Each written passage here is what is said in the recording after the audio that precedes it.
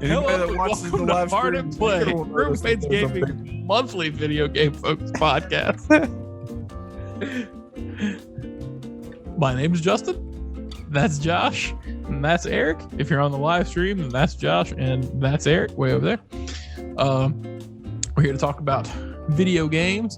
Before we dive into it, you can catch us on TV or twitch.tv/roommatesgaming or youtube.com, where we put up videos every Monday. You'll find this podcast on YouTube next Wednesday. We always publish the following Wednesday, and in 2 weeks we'll be getting back together for another sausage tray. You can also catch all of these on Anchor when they go up in audio format. What's going on, you guys? What's so funny now? Nothing. Just keep going. Ignore us. I'm done. Okay. Oh yeah, Instagram, Twitter, TikTok. Yeah. Follow all of that. Snapchat.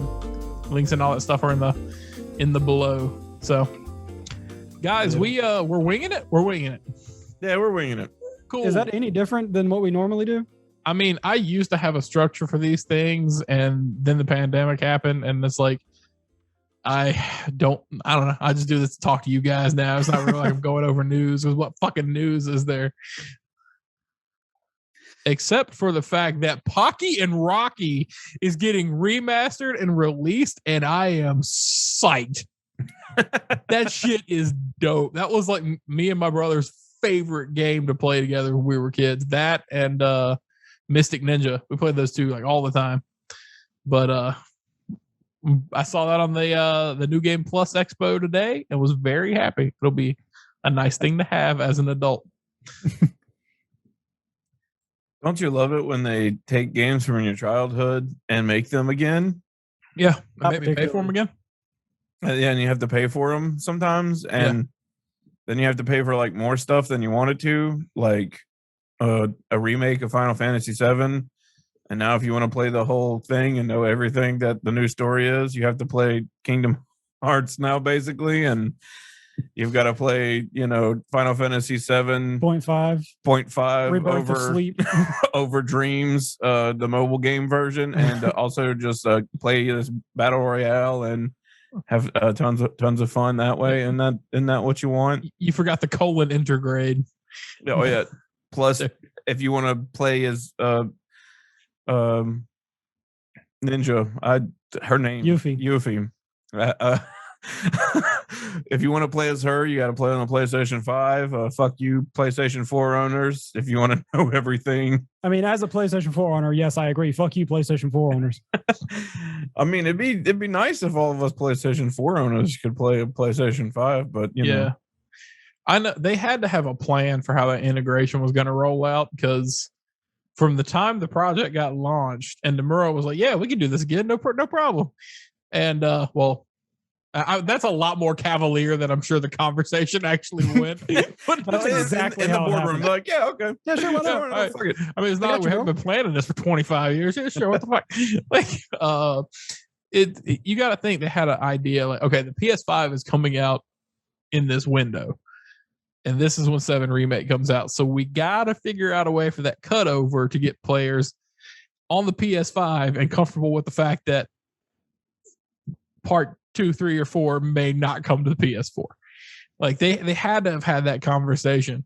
I don't think this is necessarily the right way to go about it, where you put in like DLC or extra story content that wasn't part of the original game and lock it behind that you got to upgrade paywall.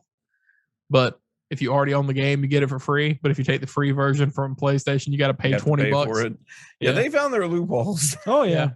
It's just, why just fucking wait for the PlayStation 5 if you knew most of the game was not even going to be on the PlayStation 4? Yep.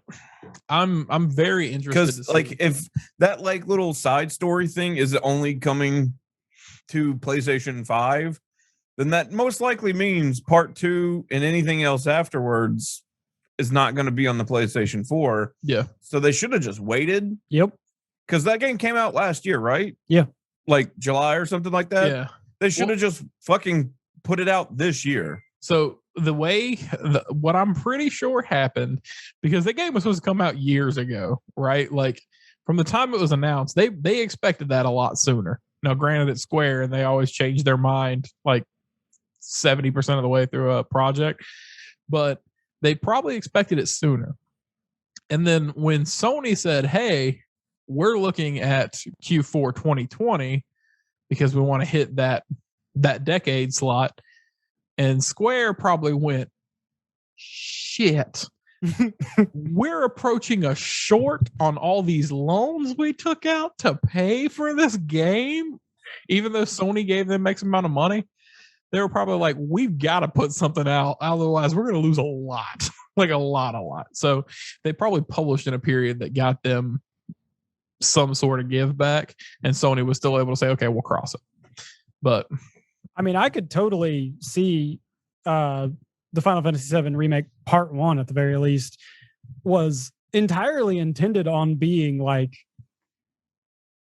not necessarily launch title, but beginning of the generation for PS4. Mm-hmm. And then Square Enix did Square Enix stuff and went, what if we delayed another 4 to 6 years? Yeah.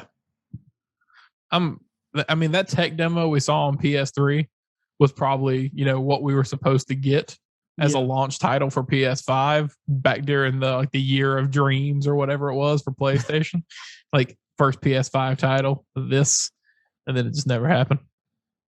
But yeah, because Square Enix loved to delay their games. Yep, Square gonna Square. Now, their new Fantasian game, is that what it's called? I'm sorry? Fantasian, is that what it's called from Square? It's their new project? One of their new projects? I couldn't tell you. It's a new RPG they have that's coming out, a new JRPG. It looks pretty cool. You guys check it out. I've seen like a couple of things on it, but never like in a direct or like a real video premiere. It's just like videos I caught online. But it's a JRPG from Square where, number one, it reminds me of old school Final Fantasy VII because they're pre-designed sets in the background where all the characters run across. But they're actually hand-built dioramas of little like towns and environments and stuff that they get close-ups with cameras on and spin around. So all those pre-rendered backgrounds are actually photos of something that exists, 3D photos of something that exists. But the JRPG battle system, when you come across a random encounter with a monster or anything in the wild, you can either fight it or you can bank that fight. And later on, you can just keep banking them up to like 30 or something like that, 30 encounters, and then unleash them and fight them all at once. Like, yeah. That shit is dope. Like, to get through areas faster and just have like one big push at the end. It'd be great for grinding. Yeah. just like, run around, collect fights, and then go, all right, now we fight them all at once. Exactly. No more screens. Just like, want to get them all together? Just especially if they have like items or skills or something that like multiply your experience or something like that. The combat system, like you should pull it up and check it out because the game looks really cool. But the combat system has like it's basic turn based with a timeline at the bottom for progression and turn. But it's turn based. But when you select your moves, some of them go in like straight rows. Some of them go like shotgun approach and spread. And then there's certain moves that actually curve, like that weird movie with James McAvoy and the bullet where it like it'll spin. So yeah, you can like curve it around to hit like the back row of enemies or like the ones only on the left side. It's pretty cool. How the fuck were you spell that? You guys got really bright all of a sudden. Is it with a PH or it's a F? How do you spell it? Fantasian. Said Fantasian? Yeah. I think that's what it is. Fantasia with an N at the end. I could be wrong. Yeah, it's Fantasian. Probably not. By one of the Final Fantasy designers. What am I messing up? I think you need an A there. There we go. I've looked over it a couple of times because I got it mixed up with the new Octopath Traveler Studio project they're working on. Whatever that's. whatever the triangle. Yeah, Project Triangle or whatever. Yeah. Project Triangle. Yeah. They're very math oriented. Also, that's probably going to be just straight up the name of the game because like Octopath Traveler was its working title, and they're just like, fuck it, we're just going to keep that. Yeah. Like that's what I fully expect. It's funny how like sometimes when that happens, I prefer the project to be part of the name. Like I think it sounded cooler. Back when Spark was coming up to be a thing, Project Spark, I'm like, that sounds pretty awesome. And the PS5 game, Project Athia from Square. I'm like, Athia sounds cool, but Project Athia sounds pretty awesome. But I guess since we're live and we can just do this little thingy over here. What are you doing? Watching what you were talking about. Oh yeah, look at that. Except it's all weird because our name tags are there, but I can easily take. So this is the really cool thing to me because like one of my favorite parts, or one of my favorite things about Final Fantasy VII, something that's still engraved in my brain, is how those maps were set up when you're playing through all those pre-rendered worlds. The fact that these are like small dioramas that actually exist where they built this to see about navigation and everything, I think that's the coolest thing. The backgrounds look really cool. My problem with it is that it becomes mixed media, and I hate mixed media. That's right, I forgot. Grumpy man. For me, it really depends because sometimes I really like mixed media. Like I fucking love Gumball, and that whole show is just nothing but mixed media. It's really well done mixed media. Some Tim Burton things. The Dimension. Box trolls. I guess this is what you were talking about. Yeah. Like you line them up and that's interesting. That's weird. Yeah. All right. I like the battle system. It's kind of interesting. Ooh. Yeah, see how it curves? Yeah, like the attack curve. Yeah. See, I thought this shit looked pretty cool. I got to be honest. I hated the word dimension when I saw it the first time. And then the second time, I'm like, all right, I see what you did there. But Dimension Dungeon. Yeah, Dimension Dungeon.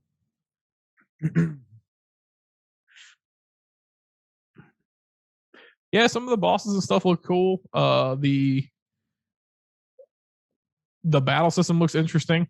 And I kind of want to see more of it because there's not a lot of information out there right now. Yeah, it seems like it could be interesting. My only God damn it. Problem, I guess, is I don't know.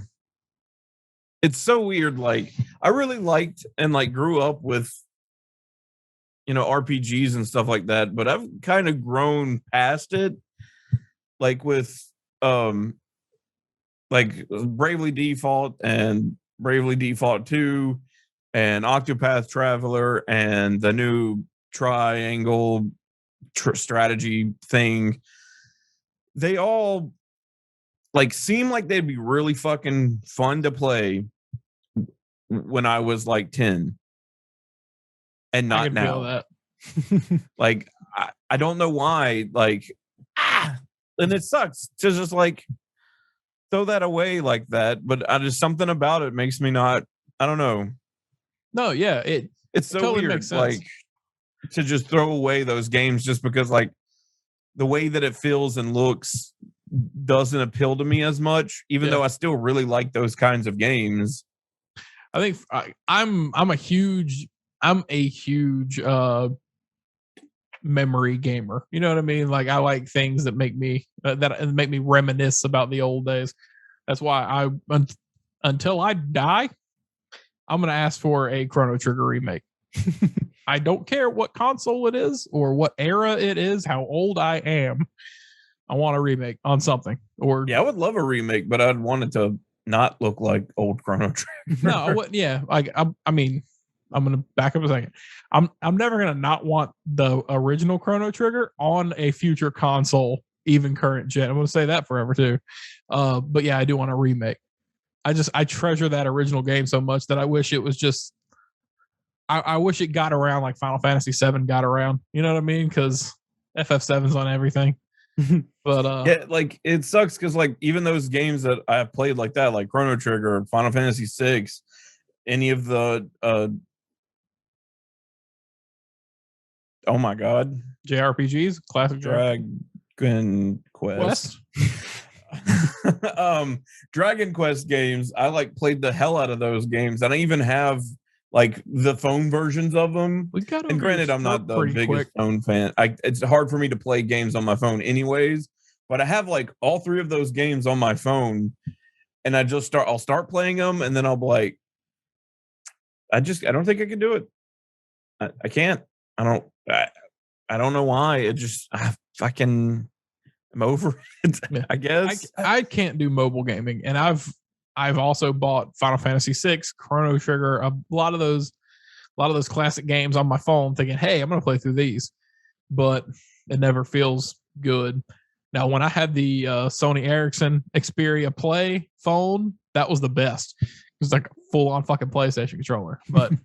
Like my problem isn't necessarily like the phone game problem does happen, but like a part of it also is I like look at it. I'm like, I don't want to look at this old ass game anymore. Yeah. Like it's one of the main reasons, like, you know, I know at first we were talking about what we want to talk about. We were thinking about the Pokemon Direct and stuff like that. And it's the reason why this whole thing's named what it was. I, didn't change it after we started going. Yeah, people lie on Twitch all the time. Yeah. But like that is one of the key features of why I'm like disappointed in the remakes for Diamond is because, like I wanted an Oris. I wanted it to look more like Oris, like, or even I would have taken Let's Go.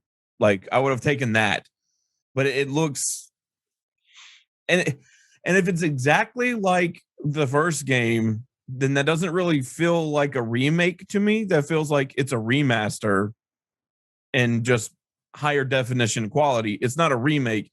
When you remake something, you literally remake it. And whenever you remake a game, it's like a reboot. You're changing it, even if it's just something about it. You're changing or adding on.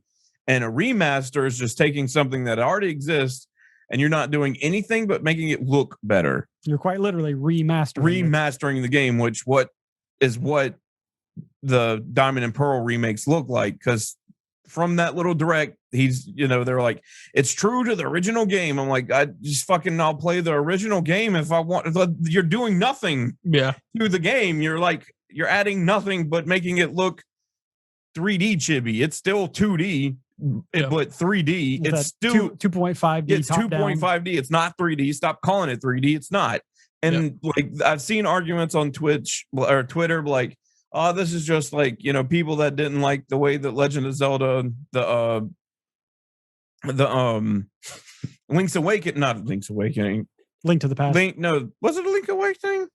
Was either Link's Awakening or Link's Awakening was the little chibi 3D. Yeah, play. Like that one. Yeah, they compared to that one, but at least that one had like style. Mm-hmm. Like to me, it actually looked good. Yeah, and like obviously they changed it because the original game doesn't really look like that. That looks like more like toys, and like it looks very stylized. But the Diamond and Pearl, the Gen 4 remakes just look like someone was like, "Hey, can I copy your homework?" But just change it some, because it doesn't look as good stylized as at least Link to the Past did. And I know Eric doesn't like the Link to the Past. I just don't like that art style in general, or that camera angle in general. But like, yeah, it's not like, because some people were expecting Sword and Shield, but Diamond and Pearl, which would have been cool, even though some people don't like Sword and Shield, but like, I still would have liked that design. I like the way that things look in that game. Like I like the trainers, and I like their stylizations and stuff like that. And I would have been fine with that kind of 3D model, but I just don't like what they went with. And like, it's sad that like Game Freak's not even making it, and they like didn't even care enough for the Gen 4 remakes to do it themselves. They're like, we'll give it to people. We'll give it to the people that have never made a video game in their life. We'll give it to the people that made Pokemon Home. That'll do it. Yeah. So, hell yeah. What would you it think just feels like, for me, for someone who loves Gen 4, Gen 2 and Gen 4 are my favorite generations.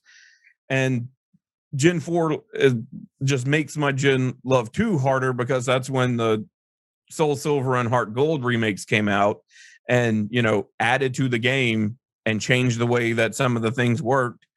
It still kind of looked like that style, but, you know, it was still it was a 3DS or not. It wasn't a 3DS yet. It was still the DS. So they were still working with limited graphics and whatever. It wasn't until the 3DS that they changed their style. But, you know, it looked better than Gen 2. They added stuff. They, you know, changed the core, like, mechanics some. They obviously updated to where it was currently with how the mechanics work. They, like, ingrained the, like, Crystal storyline in with the regular Soul Silver storyline and stuff like that.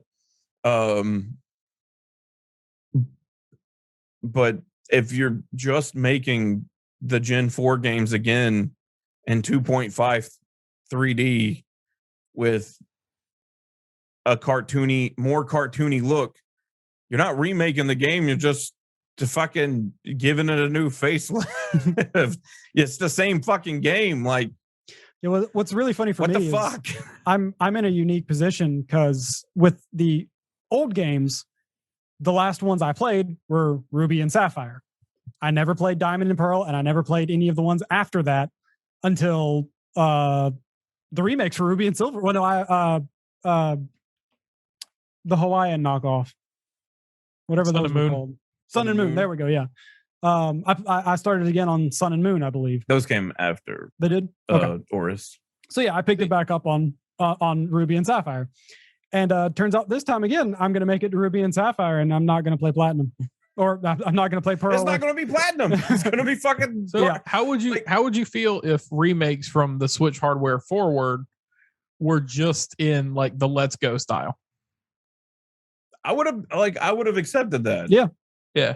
Because, like, that's what Oris would have looked like, except better. Yeah. Yeah. Like, it has the same Oris feel to it, but not, like, exactly like Let's Go, but have that same appeal as Let's Go. I would have been happier with that because at least, you know, it's not chibi. They're all still, like, 3D, but it's, like, a little...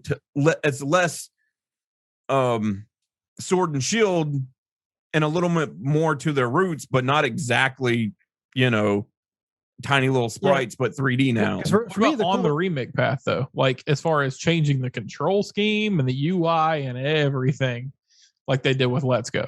So if the fundamental playability of Pokemon Yellow, it got changed for Let's Go, right? So how would you feel about that kind of remake for... Well, I don't consider Let's Go a remake, as more so a whole new game. Me too. Because yes, it is the first generation, but it's not the same. Isn't it? It's a like completely different game that happens to be taking place in Generation 1 because you're not playing as Red and Blue. They're in the game. Yeah. And Green. Red, Blue, and Green are in the game that you can go fight. So it's not, or it's a completely new game. You have a brand new rival.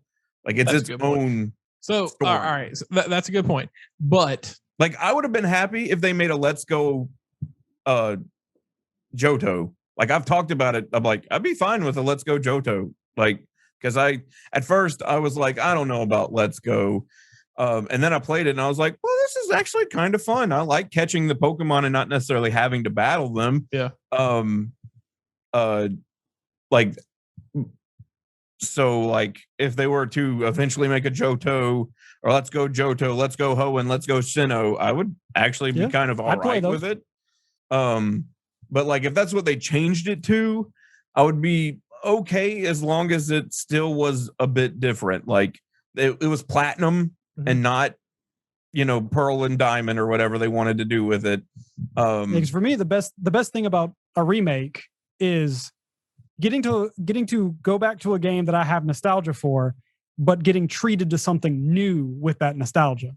Final Fantasy VII Remake. Like, I really did like Generation 3. I don't knock it. It's a really great generation. And I remember me liking it a lot when I played it. And then Generation 4 came, and I'm like, okay, never mind. Generation 3 can go get fucked. I can't remember not any of the tier not in a bad way, just later. Because then Generation 4, Pearl, Diamond, and Platinum, and Heart Gold and Soul Silver came out. So I was like, yeah, this generation is the best generation of Pokemon, just because I got my favorite generation remake and it was fucking awesome. And I also got, Platinum, which is a fucking fantastic game. But they're just fucking make it. And they're gonna, if they're $60, that's just stupid. Like, I would pay $60 for something that's like Oris or Let's Go, because they took more time. Obviously, those 3D animations and graphics would take more time and whatever, but just making little chibi fucking 2.5D and not even Game Freak making it, just like Eric got Oris. I get Shining Diamond and Brilliant Pearl, or Brilliant Diamond and Shining Pearl. That's what I get. It felt like Game Freak spitting on Generation 4, and anyone that liked it just like, no, fuck you. You don't get cool remakes like Oris. And that, don't get me wrong. I'm sad that I'm not going to play the game where I finally get Piplup in a 3D model. Because that's like, I always would try to get him to play it too, and he tried, like, on my DS. I'd like give him, like, here, play it. It's fun as shit. You love Piplup, well, fucking go to town. I got 30 minutes into the game and went, I'm probably never going to touch this again. And I have a feeling like that might happen to other people that want to play these games for the first time and be like, this feels like an old ass. This feels like I'm playing this on the DS, but it just looks a little better. And that's a turnoff for some people. That's why they don't play some of the older generations they've skipped, but they play some of the newer ones because they look newer and nicer. Right. And like yes, it does miff me some that, Eric got the people that love Generation 3 got Oris, a really great remake of that generation that added content, had a cool post story. That, it wasn't just necessarily Ruby and Sapphire. It was Ruby and Sapphire, but they added the Emerald part of the game into it.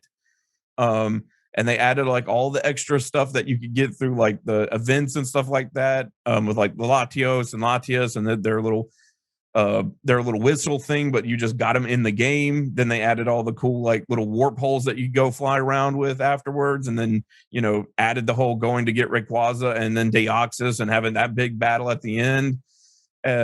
Accidentally catching Deoxys with a great ball.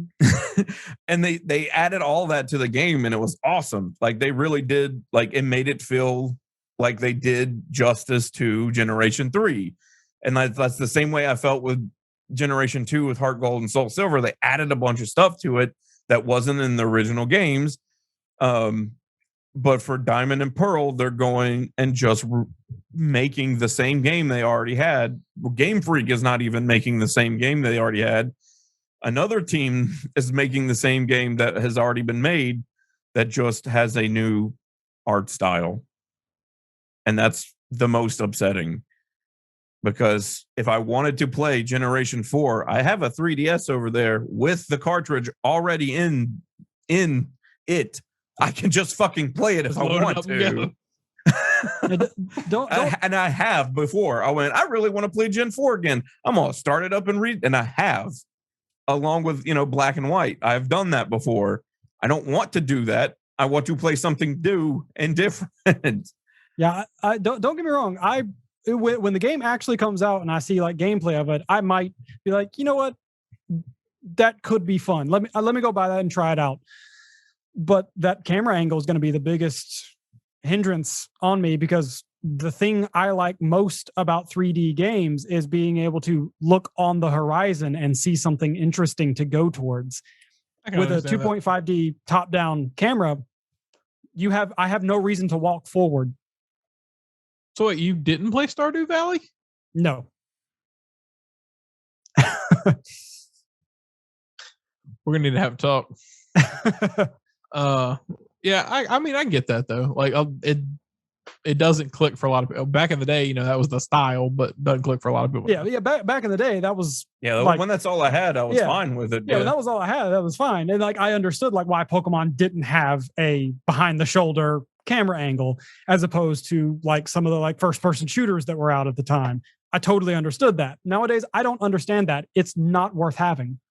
I don't know, man. I still like it. In some games, not a lot, like not all of them, but I like that top down view style. The only top down camera angle I am okay with is checkers, chess, backgammon. Any of those are great for top down camera angles. I totally understand why it's top down for those. Poker is a good top down camera angle game. Okay. I was gonna say, like, are you gonna argue like first person Red Dead Redemption? I can do top down on RTS. It makes sense why it's top down on RTS because I need to be able to see the board. It's like chess. Yeah, it's exactly like chess. I need to be able to see the board and see where the pieces on the board are going. I think you're nitpicking now because 3D RTS, you should just be able to, use a scout and wait. Like Fire Emblem did that, and the problem with that is it gets really confusing where you actually are on the board. And considering at its heart it's a chess game, I need to see where I am on the board. Yeah, I really like that added feature, but it did fuck with me sometimes. I'm like, I want to use this neat like little feature where I'm like actually on like a normal battlefield, and I'm like, it looks weird like this. I'm gonna have to go back to being up. But on an adventure RPG, I don't need to know where I am on a fucking game board. I just need to know, hey, there's a trainer over there. Let me go fight him. Like I would I know this is a tangent, but like the 3 houses system, like that like new camera angle thing that they tried to do, like I think it would work really well if they like made it better and like made it like more of the camera from like a Dynasty Warriors type game. And I probably would play it in that mode the whole time. Where like I would actually like a more like, I don't know, Dynasty Warriors-esque infusion into regular, like, and not like the one what we got. Like I want all of the hardcore tactic stuff, but I want you to let me take care of the battle if I want to. Like, go in and like if I want to play the hero for that like onslaught that I did, I play as the hero and I get to run up and use my attacks and stuff like that, and it still could have the calculations of what my damage actually can do with my swing of the sword and what the enemy can do to me, and if I'm a matchup and whatever, kind of like what they did with the Dynasty Warriors, but like less Dynasty Warriors, but just a little more control would be kind of neat. But it doesn't have to happen because regular Fire Emblem works just fine. Yeah, I would even be okay with you have the top down thing and you do your orders for your officers and everything, but instead of like ordering them to move and then they move and then ordering them to attack and then you get the attack animation, just have complex orders where you order them to move and attack, and then the camera angle goes down into the battlefield and you actually see them approaching and attacking all in one cutscene, more or less. Yeah, that would be kind of cool, like a more seamless. Like more my people move now they attack, but just kind of go through it. You make your route and all the moves that you want to, and then the camera takes over and lets you do that. But granted, some Fire Emblem players are don't turn any cinematics on it all either. Just get through this fucking battle. I can't argue with them because about halfway through my Fire Emblem gameplay, I turned off literally every animation. If it wasn't me giving an order and something happening, there was no animations. Unless I got a new unit, and then I would look at the animations for that new unit until I got sick of seeing them, and then I would turn them off. I don't think I've ever turned off animations in a game. Honestly, I never really thought to do it. That's got to speed things up a whole lot, like make it that's honestly why I did it, because like I still like seeing the animations a lot, but after like 20 hours of playtime, I don't want to hear that same voice line over and over again. So I just turn off all the animations. Good point. Speaking of animations, boy howdy, those animations are terrible.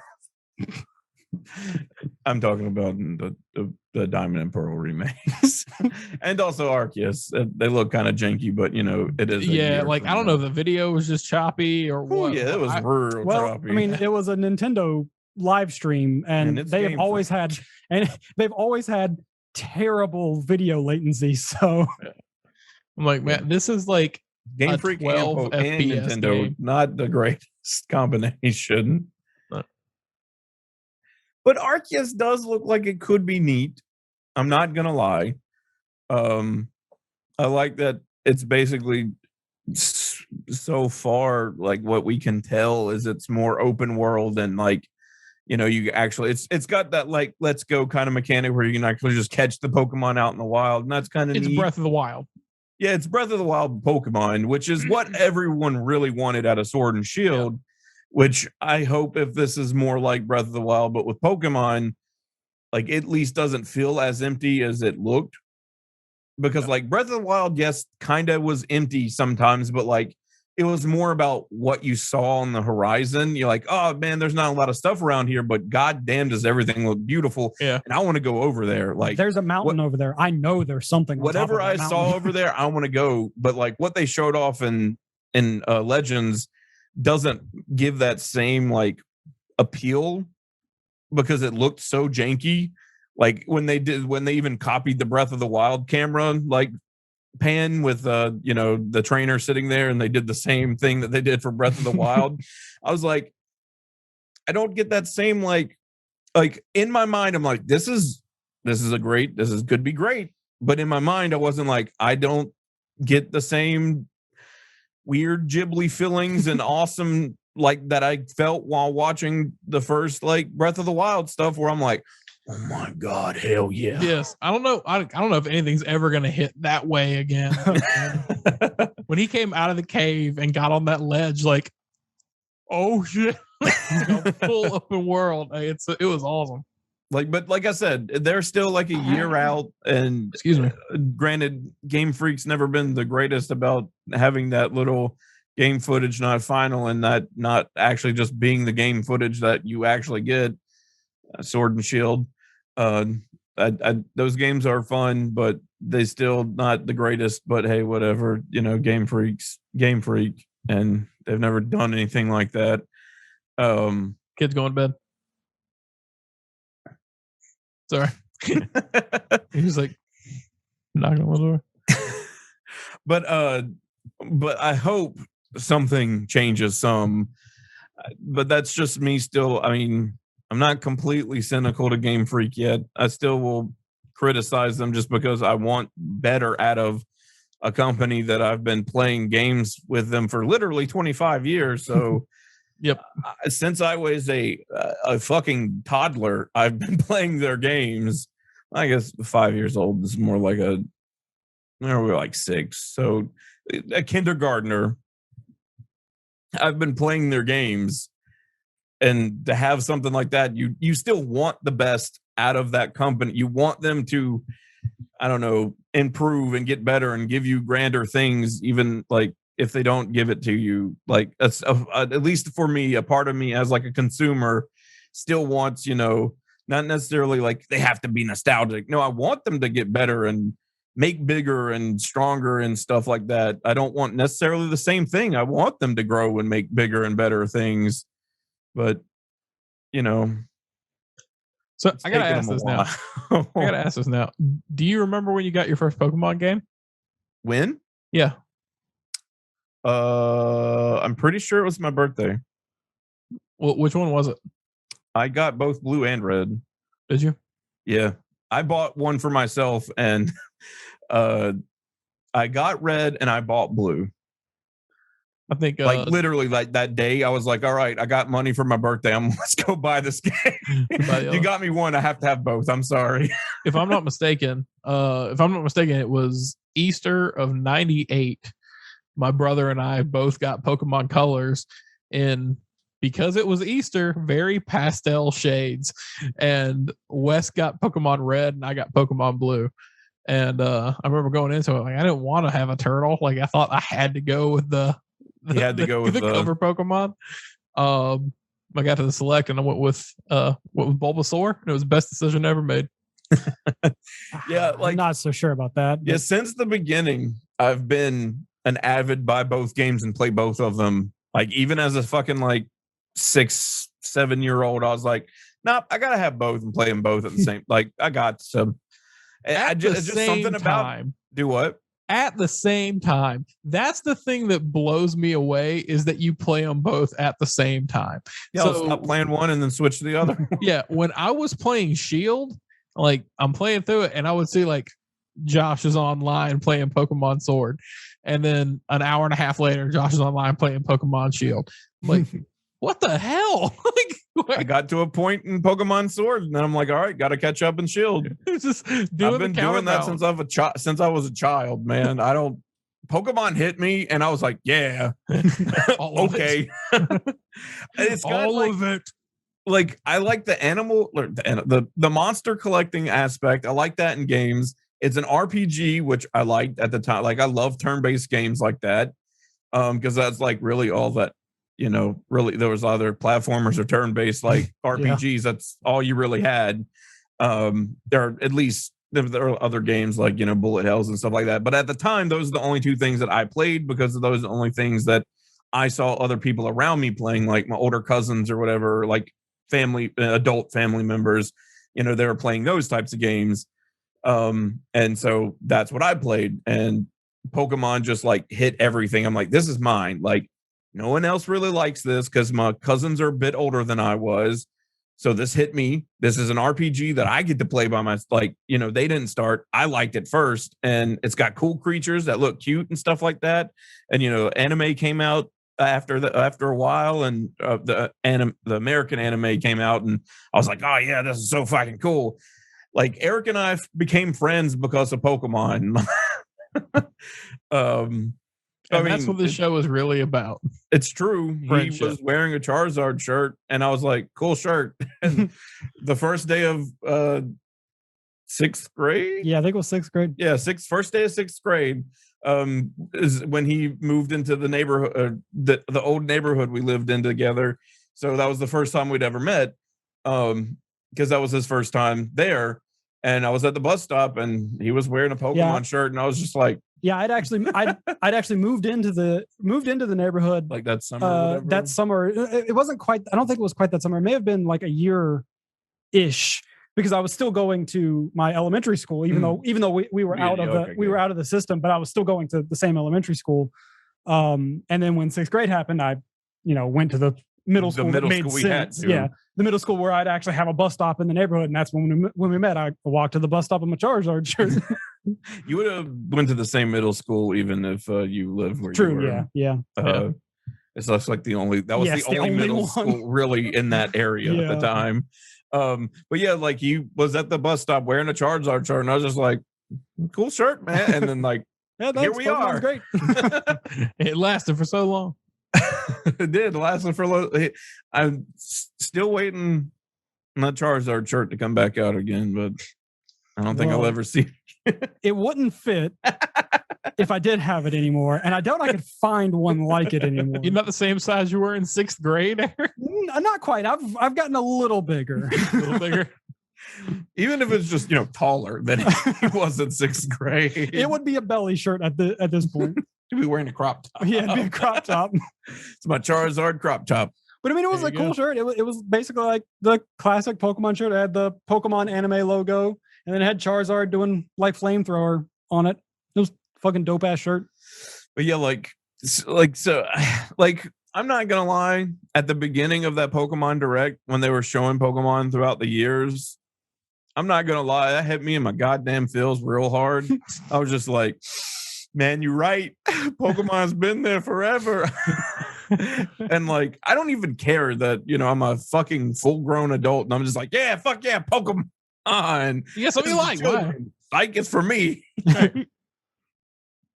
But yeah, like, that's why I've got feelings about Pokemon, is because I've been playing them since they came out in America. And like I said, I've been an advocate. I've got to play both games at the same time because I'm a masochist.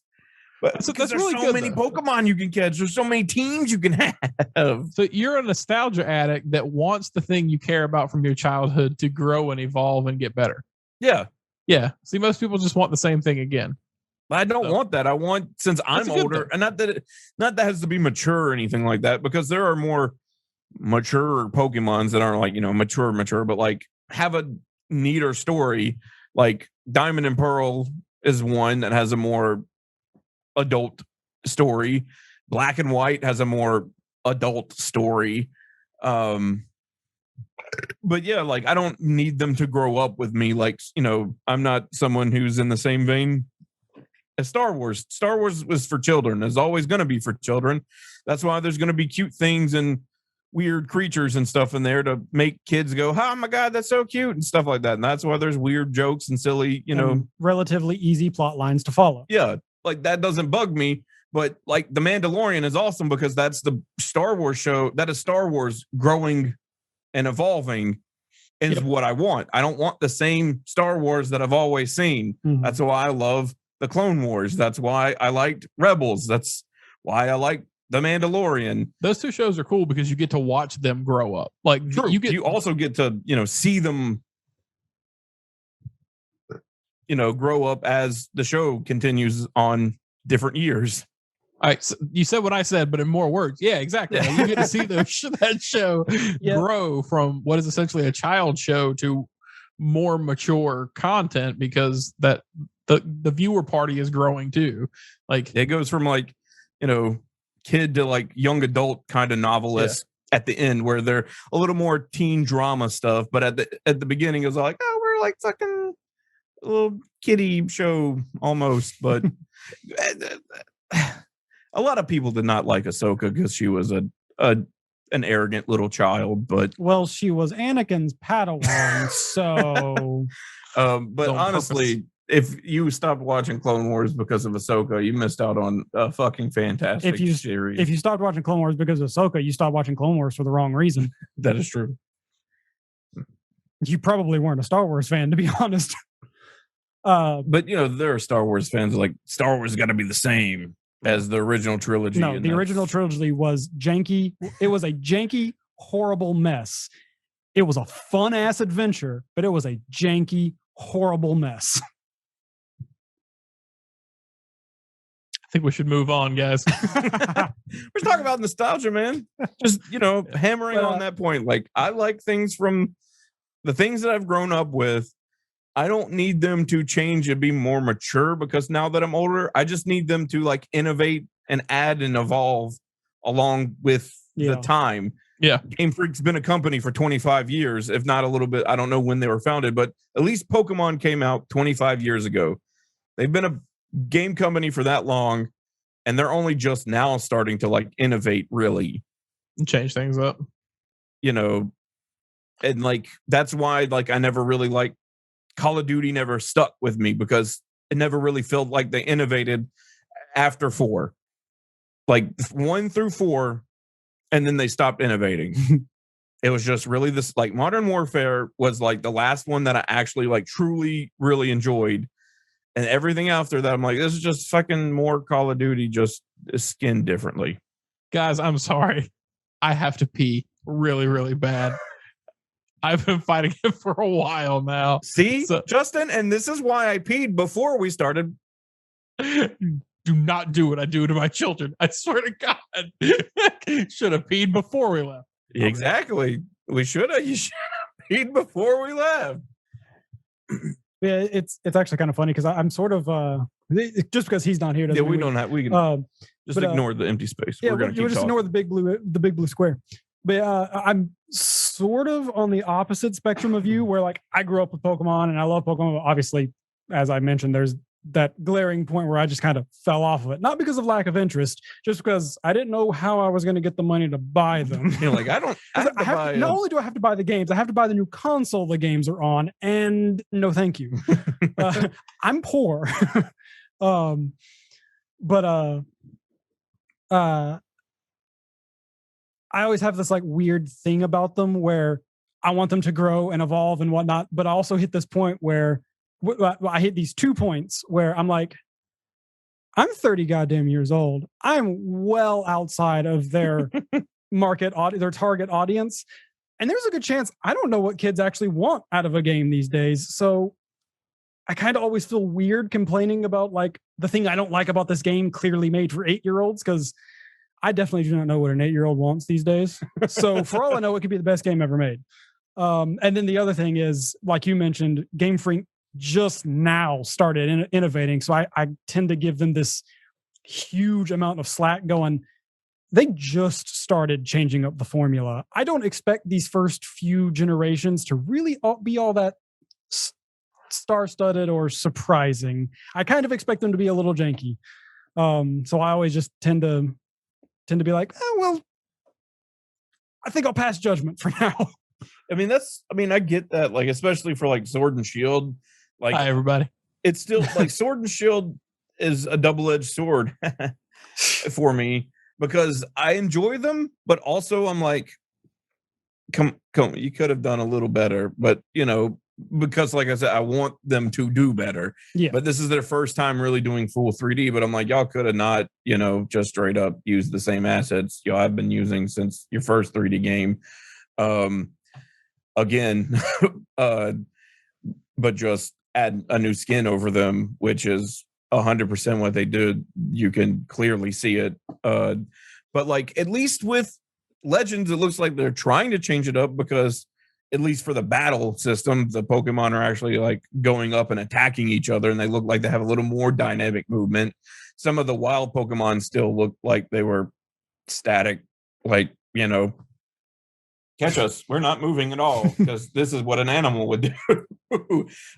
Like, even if they just had like a little bit of runaway like animation, like you startled them and they fucking just took off, but they're just like when he catches the little shinks, the one next to it doesn't react to it being caught right behind him. It should have ran off because something happened behind it. But it's still in development early. It can change, hopefully. But like something for like the remakes is where I'm like, before you were talking about like, you don't know what kids want. The remakes aren't for kids. Like, they're not for kids. Why would you remake a game? I beg to differ, because if I was 8 years old and you handed me a DS and said, here's Pokemon Pearl and Diamond, and you told me it was the best game you've ever played, I'd question your knowledge of video games. I would not play those. If I was a kid today, I would not play the original Diamond and Pearl. That's what I'm saying. The remakes aren't for because it's the same fucking game. If someone handed me, like, as a kid, handed me that same game, like, here it is, like, it looks old. Yeah, but if you handed me Brilliant Diamond or Shining Pearl, I'd probably go, hell yeah, that's probably going to be real fun. But me as a 30-year-old who knows what Diamond and Pearl was, I haven't played it, but I know about the game. I will not play that, mostly because of the camera angle. But like, for like, obviously remakes are for nostalgia, to get older players to play the new shiny again. That is true, but it's still a Pokemon game marketed to 8-year-olds. But Sword and Shield is an 8 game marketed for children and looks 10 times better than I've already said I'm not going to play it because of the art style and the camera angle. Kids want Fortnite. It should look like Fortnite. I will burn down Game Freak's offices if it looks like Fortnite. I don't know. They did kind of make Chun-Li thick as fuck, though. So they still made her look like a Saturday morning cartoon character from Nickelodeon. Yep. Man, I could not help but think, what if Epic made fucking Pokemon? It'd be the biggest money grab in all of existence. Which form of Pokemon, or which form of Epic? The Gears of War and Unreal Tournament? The one we currently have. Or Fortnite Epic? The good Epic or the bad Epic? Isle Epic. Remember Unreal Tournament? Huh? Remember when Epic used to be good? They made good games? Dude, Unreal Tournament and Unreal Tournament, I play that shit all the time. Gears I played a lot, but I'm thinking of Quake. I played Quake 3 Arena an unbelievable amount, but that wasn't Epic. So I got it mixed up. That's it. Yep. Yeah, that was it. Quake is it. I played both. Yeah, Quake. I played Quake much more than I did Unreal Tournament, but I remember having a trackball, like playing Quake 3 Arena with a trackball and thinking that was great. And I saw people go back to mouses. I'm like, you can't game with a mouse. Yeah, I remember playing Unreal Tournament and Game Frogs. And I'd get on one of their go to their computer section and play some Unreal Tournament with other people. I'm like, hell yeah, this is the shit. Played Halo and everything on those little LAN systems they had set up on the side tables in there. Mm-hmm. Man, being a kid was hard in our day. We had to go somewhere. Yeah, we had to actually go out in public to play with people. That fucking sucks. Yeah, we couldn't trade through the internet with Pokemon. You had to come over with the link cable. If you didn't have the link cable, well, you're fucked, kid. Yeah. And then you always had somebody that had like a janky port on their or on their their JVA. They're like, I can't connect it. And then all the kids what have you been doing with that port? It's only for a link cable, and you don't have one. I'm the only kid in our little. Yeah, I'm the only kid in our group, our class, that has a link cable. Like, what the fuck are you doing with that port, kid? And then those assholes that would snorting it. And then those assholes that would Game Shark the game and be like, oh yeah, I can give you a Ditto that has like max IVs and whatnot. I mean, what the fuck is an IV?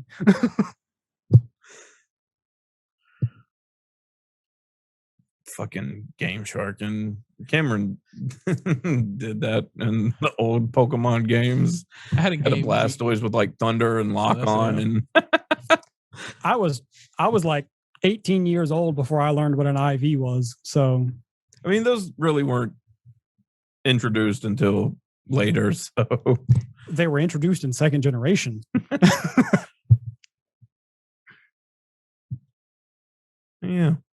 Yeah, Pokemon nostalgia. Yeah, Pokemon nostalgia. Yeah. So, anything you guys wanted to talk about extra? Like anything you got your eye on, or anything like that? Pyramithra in Smash. Can't wait. You excited? So the character I've been waiting for the most from a game I've never played. I've got no experience with those characters or the franchise or anything. So I've got zero experience, but I have secondhand excitement for a certain YouTube personality who is very, very familiar with Xenoblade and has been wanting either Rex or Pyra or Mithra or a combination of those three in Ultimate since the game came out. And because of that specific person's excitement, I went, you know what? That sounds fucking awesome. That's one of my top picks now. Yeah, it was funny when we were watching the direct, we were, watching it all in the, together. And, Pyra Mithra got announced, and Eric's like, hell yeah. And I'm like, you've never even played that game. Why are you so excited? I'm the only one who's played that game in this household. Why are you excited? Because I had a very passionate man explain to me how cool it would be. It was just funny. I was just like, I'm the only one who's played that game. Why are you excited? I'm excited because I'm like, yeah, that's cool. I've been wanting to Xenoblade rep. I thought that was just a shoe-in for Ultimate, just vanilla Ultimate. I'm like, they're gonna add Rex, and then they pulled the bullshit like, Rex couldn't get in the game, but here's a costume for him. I'm like, sure, whatever. Eventually Xenoblade's got to get into the game, right? And then the first character pass Byleth got in. I'm like, how the fuck Xenoblade not get in before fucking 3 houses? Xenoblade 2 came out before 3 houses, and now we have a Xenoblade 2 rep. But Eric's like, hell yeah. I'm like, you never even played that. Why are you excited about it? Because I had someone make me excited about it. Is there an anime waifu that you've never even met before? Honestly, the reason why I was so excited about it being Pyra Mithra specifically is that it wasn't Rex. I mean, true. I probably would have gotten annoyed at hearing Rex. Yeah. I can't remember. Has Sephiroth dropped yet? Yeah. Yeah, he's been out for a while. He has. I think he came out in January. Yeah. Obviously, I haven't played Smash in a while. He's awkward, but a lot of fun. Also, because Sephiroth is in the game, I'm pretty sure at this point anybody can get in the goddamn game. Except for Goku. Reach? I will defend that line until the day I die. Goku will never be in Smash. I'll be right there on that hill dying with you. I'm all for any video game character getting into the game, but that's the requirement. It has to be a video game character. I hate everybody that will pop up yeah, Goku should be in the game. No, he shouldn't. He's not a go on somewhere. You damn. Watch another anime. Goku's not the only thing out there. Fuck. I also would like it to be a video game character that at least at some point, like 7 degrees of separation or whatever, Smelled Nintendo. Which is why I'm okay with Cloud and Sephiroth, because 7 degrees of separation, they are Nintendo characters. See, I think that they have to appear on a Nintendo console. We went down this. Well, we've already broken all those rules. Yeah, we went down with Cloud before this, right? He never launched on a Nintendo console until much, much later when they put him on Switch. So I was completely against that one. As soon as Final Fantasy VII was on Switch, I'm like, okay, it's fair. It's fine. He's accepted now. But for the longest time, I'm like, I don't fucking think he belongs here, even though Final Fantasy VII was one of my favorite games growing up. Yeah. At first, I was like that too. I'm like, what the fuck? Cloud's not even on the Nintendo. Why not pick someone from a Final Fantasy game that is on Nintendo? Because none of those are good. Like, you know, that's where Final Fantasy got its start, was the Nintendo systems. Why the fuck wouldn't you put them on? Because Final Fantasy didn't get good until it was on the PlayStation.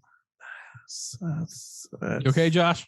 No, I'm fine. Mr. Shoemate, your response. I'm gonna ignore him.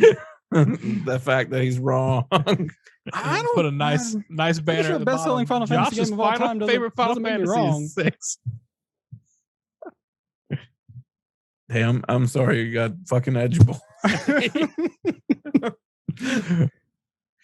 All right, with a female protagonist. It's just real funny. There's no Magitech soldier or something like that in the game. Eric, is there a Final Fantasy that you have not played?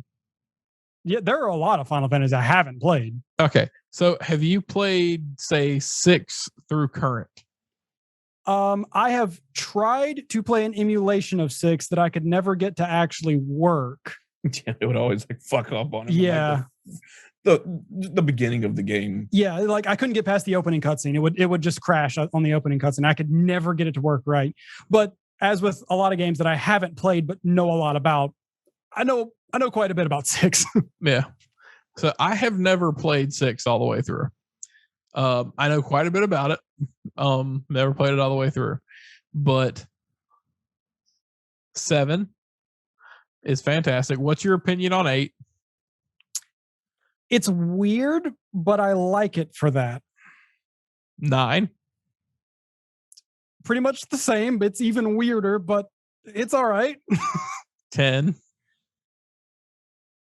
Okay, so 10's a whole different conversation. 10's weird, but in all the right ways. Like, it hits just this perfect nerve for me where I'm like, this game is fucking batshit in every single aspect, but I love it. Yep. Okay, so 12. I don't think I've ever played or experienced anything about 12. 13. He's going to skip over 11. Yeah, he just skipped right over 11. And 10 too. Well, 10-2 doesn't count. We don't speak about 10-2. I don't know. Waifu Simulator. 10-2 exists in the same pocket dimension that Devil May Cry 2 exists in, and we just leave that door closed. Yeah. I don't believe in 10-2 or 13 verse 2 or any of that. Or 11. You keep fucking just skipping over 11. Why am I skipping over 11? 11's very forgettable. Why am I skipping over 11? Because you hate 11. Because it's an MMO, man. I'm talking about the mainline story single player. Technically, it is a main numbered game. Yeah, it's a main numbered game. Yes, so you got Cal 14? Huh? You got Cal 14? No, I was going to skip right over 14. You didn't give me a chance to. You cut me off. But so, anyways, 13. I like where that trilogy ended up story-wise, but I don't think I'd ever actually play them. I really liked 13 up until 13 started. Yeah. Like, No, I know what he means. I know exactly what he means. When you hit the open world. The development cycle and the development hell that it lived in, and then he actually got the real game and went, oh, never mind. Yep. Like, the game was pretty good, and then you hit the open world, like, I don't like this as much anymore. Like, this isn't a thing that I want now. But I mean, I dug the gameplay and the story and where it was going and everything. I'm not gonna say 14. 15. 15 sort of does the same thing that 10 does. I thought it was super weird for a Final Fantasy game, but it did all these little things to just make me go, oh yeah, I remember that from the old games. Oh yeah, I remember it used to be like this in the old games. And eventually I just hit a point where I was like, this is a real good game. However, I don't like that it's 50% open world game, 50% hallway simulator. Yep. And I haven't actually finished that game because I accidentally started the hallway simulator and I wasn't mentally prepared for it and I refuse to play it now. You didn't realize it was gonna like stop. No, I knew it was coming, but Yeah. I thought it would give me a bit more warning. So when I crossed in and then all of a sudden it's like, hey, by the way, you are in the story part of the game. You cannot go back to the open world until you finish the game. I went, all right, well, I guess it's time to play a new game. Yeah. I think I know what you're talking, because it's you start that section of the game and they don't actually give you that message until you play through like a small interlude. Yeah, it's pretty much once you beat Leviathan, you're in the story. Right. And I accidentally started that boss fight, and then it's like, by the way, you're in the narrative part of the game. You can't leave this part of the game now. Yep. Yeah, I remember that now. Well, if I had known that, I wouldn't have just went ahead and fought Leviathan. I would have spent another 20 or so hours grinding. I cleared out all those extras, everything I could do on the map before I started that story beat. I got to it, and then I jumped in after a considerable amount of grinding. So, honestly, the only reason why I kind of had that reaction is I had one more quest to do, and I was like, all right, I know I'm at the part of the game where I'm gonna have to stop doing side quests. So let me get all these side quests I've done. Let me do some of these bounties or monster, whatever they were called, the monster hunts or whatever they were called. Let me get as many of those as I can done. And I just accidentally walked into the area that starts the Leviathan fight while I was looking for this one side quest that I needed to complete. And I went, all right, well, I guess I'll just fight Leviathan and then go do that side quest. Game doesn't let you do that. Nope. You fight Leviathan and all hell breaks loose because somebody dies. Yep. Yep. As soon as that cutscene starts happening, I'm like, oh no. Yep. No. And it's so much so fast. Being on the train, the Marlboro fight, and everything else just like starts piling up. Yeah. But I do like it. It's a good game. So, I'm looking forward to 16. I'm ready for I'm super ready for the medieval throwback kind of thing. Mm-hmm. Yeah. But whenever more news about that is available, I'm sure at some point. Maybe. I mean, yeah. It's on like about 3 more years. We'll probably 3 more years. Three more years. 3 more years. We'll get a pre-rendered cutscene or a pre-rendered trailer. 3 years after that, we'll get news that the footage we saw in the pre-rendered cutscene isn't actually what the game is going to be. That was just kind of like test footage. And then 10 years after that, we'll get 16 in whatever it turns out to be. So, like on the PS5 home screen, when you go over to the store and go down 2 tiles, it's like all a PS5 row, and it just tile after tile after tile after tile. But they're all the games they've announced. Like the first one is Deathloop, and then like the next one will be the Ghostwire Tokyo and things like that down the line, Project Athia. And then it comes to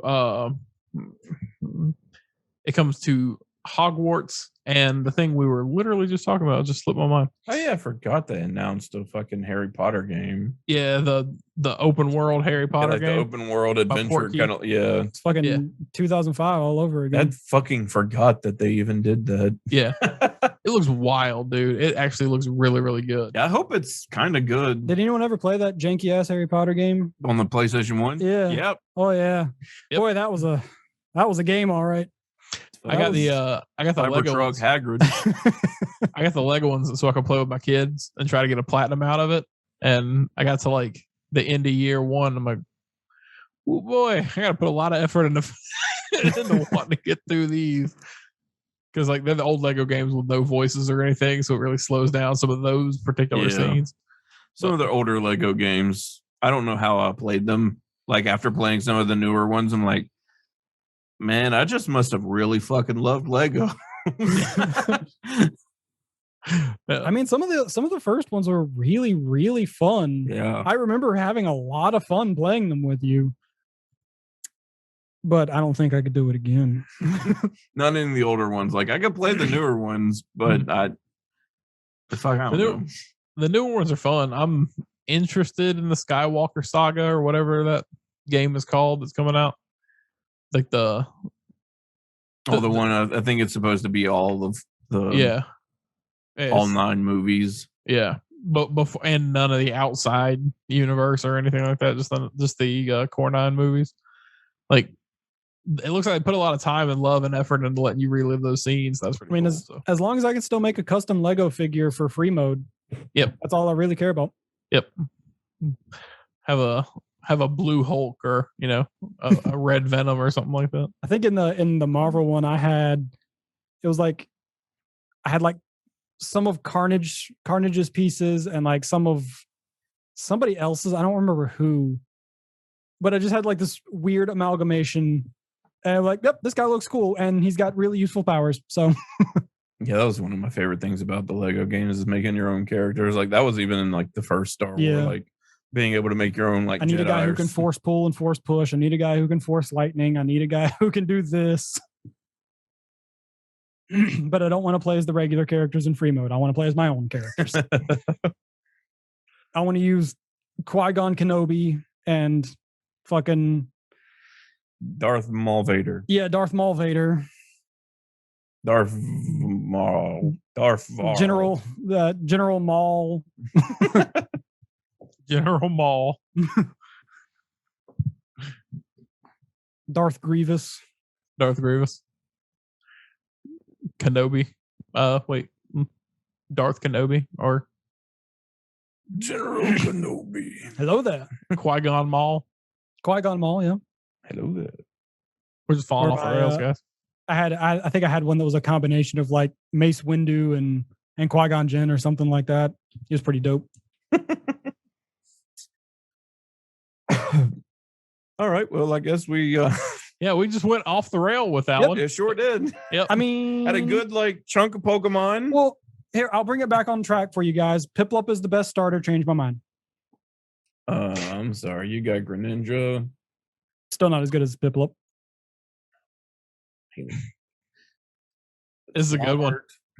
This is can make an argument, but then it comes down to personal preference, and Piplup still wins on that. So, typing, fine. Typing, I'll even say Primarina is Water and Psych, Water and Fairy.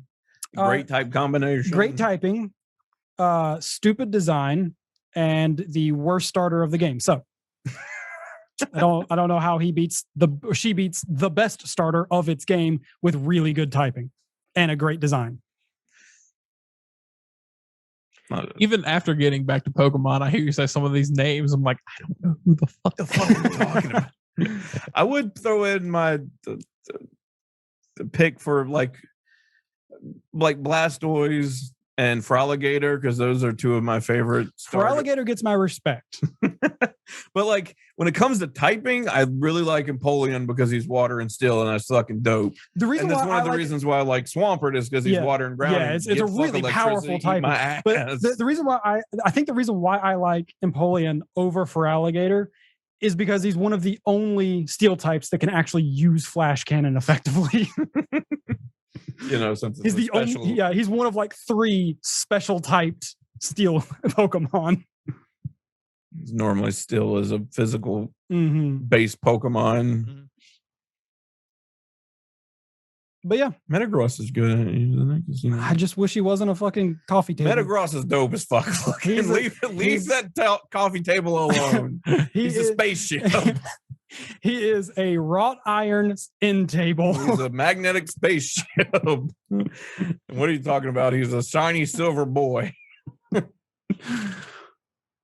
Throw the blue one away. Only get the shiny one. He's silver and gold. And he's dope as fuck looking. Reject blue, return to shiny. Reject blue, return to shiny. I will admit, shiny Metagross is pretty cool looking. He's still a wrought iron end table, but just a polished aluminum coffee table. It wasn't really until I got older that I realized how much of a water starter fan I was. Like, It fucked me up when I realized Napoleon was my favorite starter.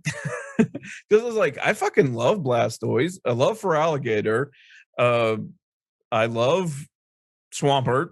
And Napoleon's a badass. Greninja is probably one of my favorite Pokemon.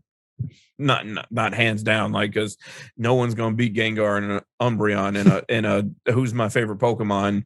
Gengar and Umbreon are pretty fucking dope. But like starters, like starter wise, Greninja is probably my favorite starter just because I love his design. He's a fucking ninja frog with a tongue scarf and he's water and dark. And if you can get a version with the secret ability, he has synchronization. So whatever fucking ability he had, whatever move you're using, it'll be, or it's called protein. Yeah. Whatever he has, he'll just, like, if you're using a water move, he's a water type now, so it does stab. I'm going to use a psychic move.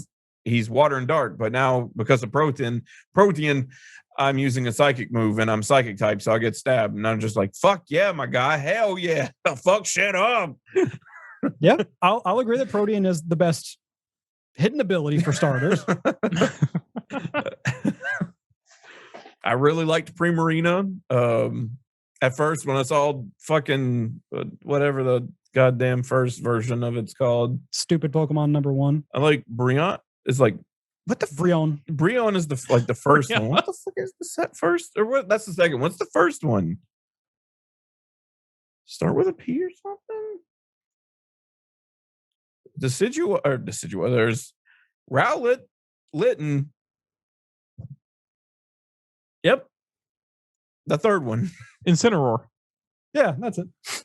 No, the starter, Rowlet, Litten, and then sorry. What Primarina came from. But like when I first saw the three, I'm like, all right, it's Litten or Litten or Rowlet all the way. And then when all of their final evolutions came out, I'm like, oh fuck, they all look cool as shit. And all fuck their typings, Grass and Ghost. I already know that's a bad combination because of X and Y, but it's still neat. Poplio?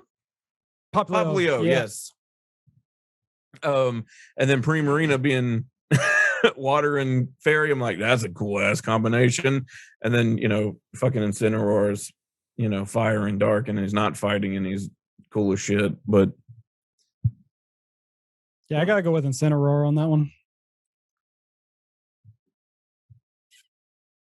Typhlosion is dope as fuck.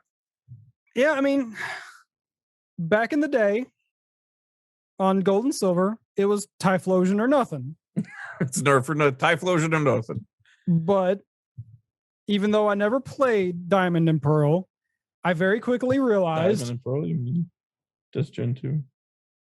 Yeah, back on Gen 2, it was Typhlosion or nothing. But even though I never played Diamond and Pearl, I very quickly realized that a penguin that is a steel type and can use flash cannon effectively because it has a high special stat is literally the best thing ever. Look, that's why you play both versions of Gen 2, and one's Typhlosion and one's Froligator, because fuck Meganium and eat shit. Yeah, imagine liking grass starters. I know. Imagine liking grass stars. They're so dumb. Grass stars are stupid. I loved my time with Bulbasaur, you bastard. Let me tell you. It's Squirtle or Charmander. Yeah, Get that Bulbasaur piece of shit buddy. out of Yeah, here. it's Squirtle or Charmander, buddy. No, I'm not gonna lie. For the Pikachu Detective movie, Detective Pikachu movie, in the 3D Bulbasaurs, that was the first time I was genuinely like, Bulbasaur is cute as fuck, and I will protect him until the day I die. But before then, I hated Bulbasaur. But like for some reason, that whatever they did with him, and he was like, Bob, and I was like, oh my god, he's adorable. When he was an actual turtle, when you actually saw it, like he's like, hell yeah, they made him. He's a frog now. Hell yeah, like I mean, he's always been a frog, but they showed off like he's a frog. I'm like, hell yeah, fuck yeah, Bulbasaur. But before that, he could could have go fucked himself.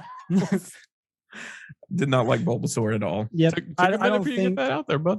Yeah, in it's mainly because of Venusaur. That's what ruins pretty it for much. me. It's because of Venusaur. I don't like Bulbasaur. You don't like Venusaur? Nah. Blastoise and Charizard just look so much cooler than he does. Do what? Blastoise and Charizard just look so much cooler than Venusaur does. He's a squatty ass frog. You got a dragon and a turtle with fucking cannons on his back. Fucking frog with a flower, dragon, turtle with guns. What's cooler? I would request that you refer to him as a flying lizard. A flying I see your lizard. point. I don't like it, but I see your point because like I'd always flower like on the his back? design of Ivysaur. I gave grass starters 2 chances, first gen and second gen. Venusaur is a huge ass letdown for its evolutionary line, and Meganium. Honestly, the anime ruined Meganium for me, if anything. And and after that, I'm just like, you know what? I gave Trico a try. I gave Trico an all right. He was pretty cool. But he's got to fight Swampert. But he's got yeah.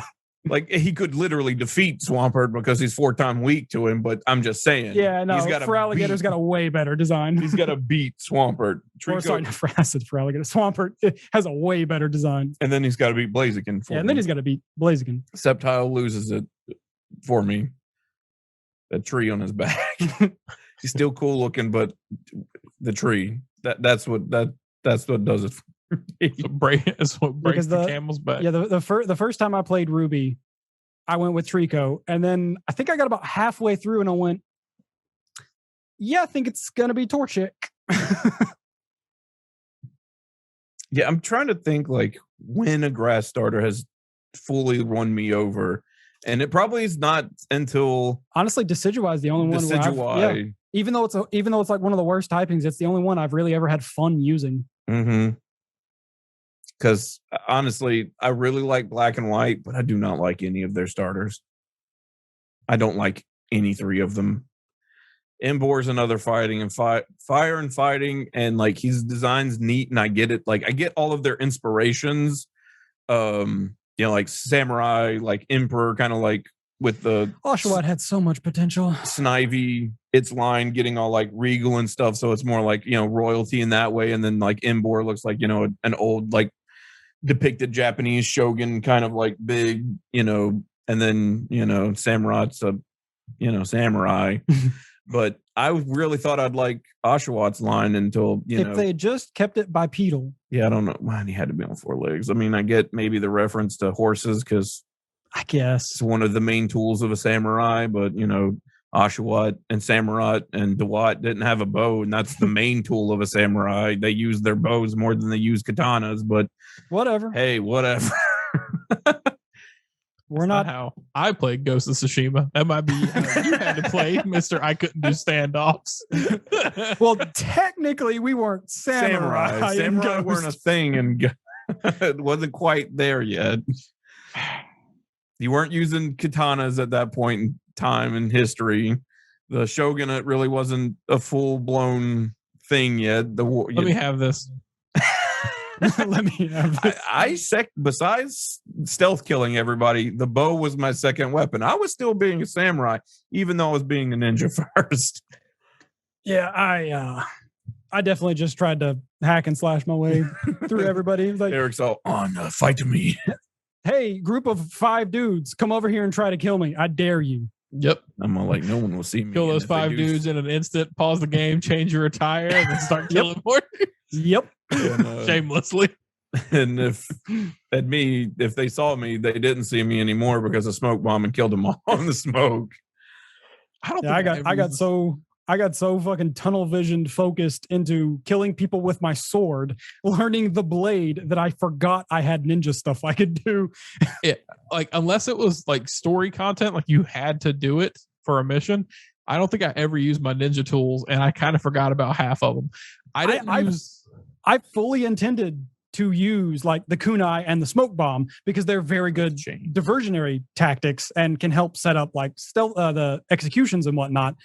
But I would get so focused on trying to be the best swordsman in all of Japan that I would forget that, oh, if I use a smoke bomb here, I could get out of this very bad situation for myself and not die. Too bad I died.